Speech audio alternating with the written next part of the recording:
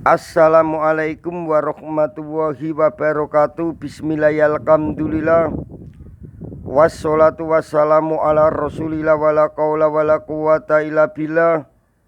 Allahumma sholli ala sayyidina Muhammadin wa ala alihi sayyidina Muhammad. Amma ba'du. Bismillahirrahmanirrahim. Qaulal mu'alif rahimahullahu ta'ala wa nafa'na bihi wa bi ulumihi wa amadana fi asrarihi wa adda alaina bi barakatihi fid dharaini amin ya rabbal alamin. Bismillahirrahmanirrahim. Faslun utawi iki iku fasal. Al ismu utawi isim, alladzi rupane isim la yang sorifu kang ora bisa nrimo tanwin apa isim iku ma lafat fihi kang iku tetep ing dalem isim illatani utawi ana ilat loro min ilalin saking pira-pira ilat tisin kang ana 9 awakidatun utawa ilat kang siji takumu kang jumenengake apa wakidah makomal ilataini ing dalem panggonane ilat loro. Wal ilalu utawi pira-pira ilat atisu kang ana 9 hiya yo al ilalu tisu iku al jam'u jamak sing nomor 1 jamak muntahal jumu. Sing nomor 2 wa wajnul fi'li lan wazan fi'il.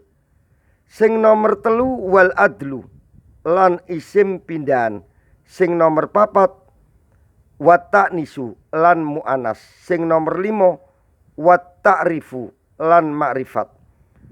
Sing nomor 6 wa tarkibu lan tarkib. Sing nomor 7 wal alifu lan kuruf alif wa nunu lan kuruf nun azzaidatani kang tambahan karuni. Sing nomor 8 wal ujmatu lan nama ajam. Sing nomor 9 wasifatu lan sifat. Ya jema'u kang ngumpulake ha ing al ilalu tisu sapa qaulus sairi pengucape Kiai Syair ing lapat ijma wazin adilan anis bima rifatin rokib wazid ujmatan fal wasfukot kamula. Ijma nggawe jamak sapa sira,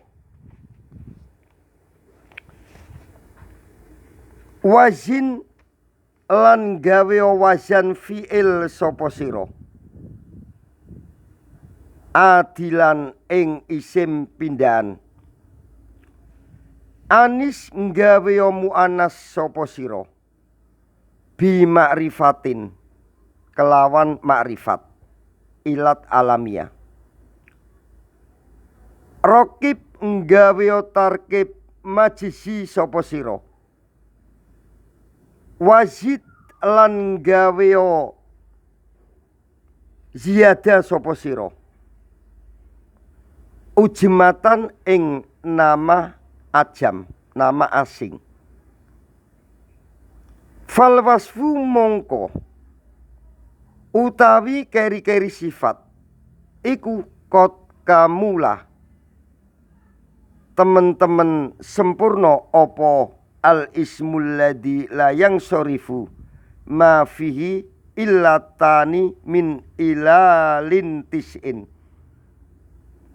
Fal jam'u mongko utawi kang aran jamak sartuhu sarate jamak iku ayyakuna yento ono apa jamak iku ala singgoti muntahal jumu ing atase singgot muntahal jumu.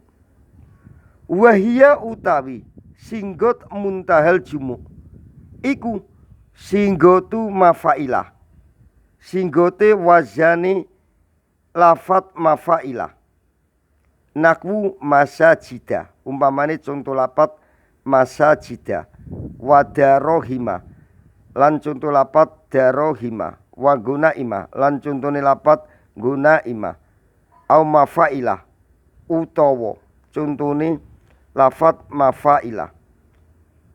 Nakwu masobika, umpamane wazan kang anut lapat masobika, wa makariba lan lapat makariba.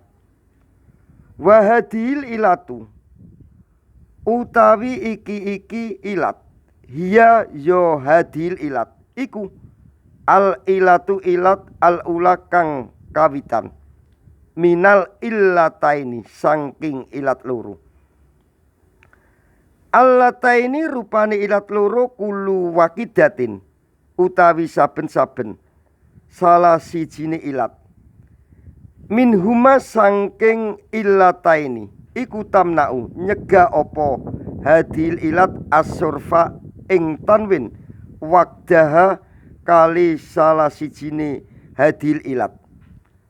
Watakumu lan jumenengake opo hadil ilat makomal ilataini ing dalem panggonan ilat loro. Wabillahi taufik wal hidayah waridho wa inayah. Assalamualaikum warahmatullahi wabarakatuh.